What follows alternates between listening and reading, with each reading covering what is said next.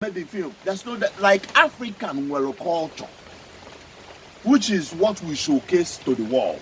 Now, American films, why you see a lot of pop.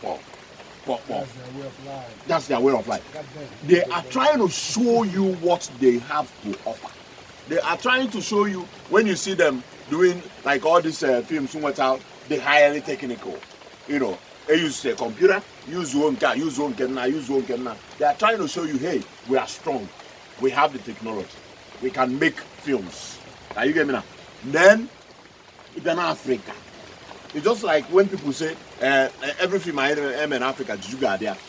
An African man, an average African man, now go. Right on, my brother. An African man, you solution ya bo oje gwo oje tuo tomorrow. Ni ha ihe adele mi here na oje juo ife na on do cha wetara anya uka. Obro dey our way of life. Our way of life normally be get gbo afa. Are you get me? So when we do it in a film, people will come and criticize and say must all be here. Now, African culture and values must be showcased in our movies, especially the epic ones.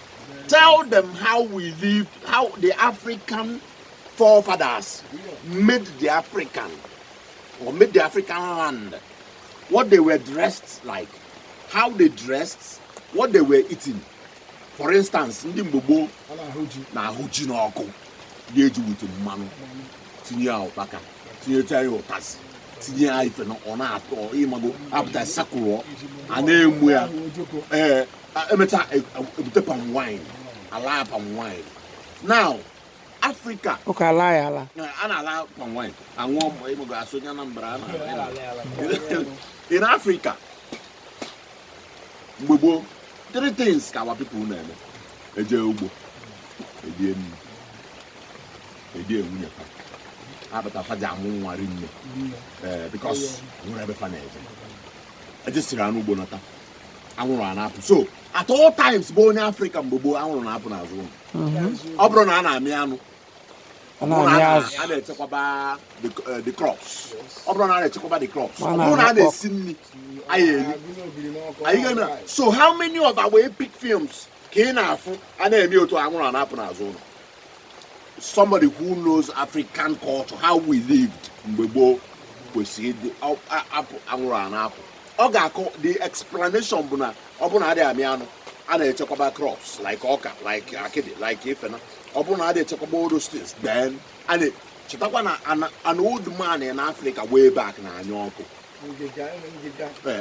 on a nyako, up to Tilio, and we are a Jukum. The buy a number of where Jukum. After one or two, and where openings. You know, America. Oka the road out in America. Americans did one. That is what makes the Okupo strong.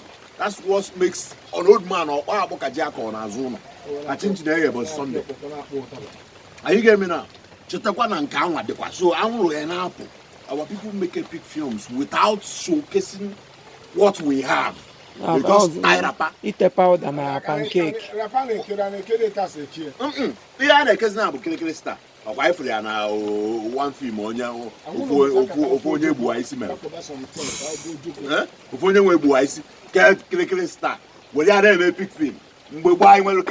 Hollandese, Hollandese, when I have a epic film. What happens to Aquamili? What happens to Aji? What happens to all those things? Tell Igbo man how we lived in Africa in 18th centuries, 17th centuries. Let them know that we have culture and values. Thank you. Konaka, everybody. Hey. Them all of us. Obiora so na ndị ga-eso gaa ala America iji gụọ akwụkwọ.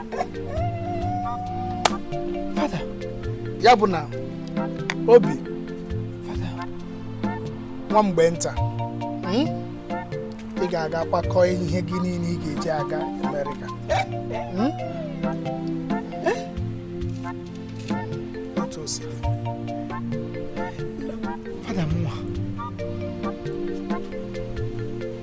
Obiora. Obi kwel. Mwa bụ Obiora. Chineke azaghị ekpere. gaja America. Mwa Obiola. Gaga America. Obiola gaga America. Chineke na-elebe mpam nọ. Elebe mama m nọ abịa lele na nwa ha gaga America. Chineke na-ebuli nwa ogbenye ebuli elu abịa elu. Si, Chineke na m gaga America. Mama ga America, elebe mama m nọ ya bịa na aga America.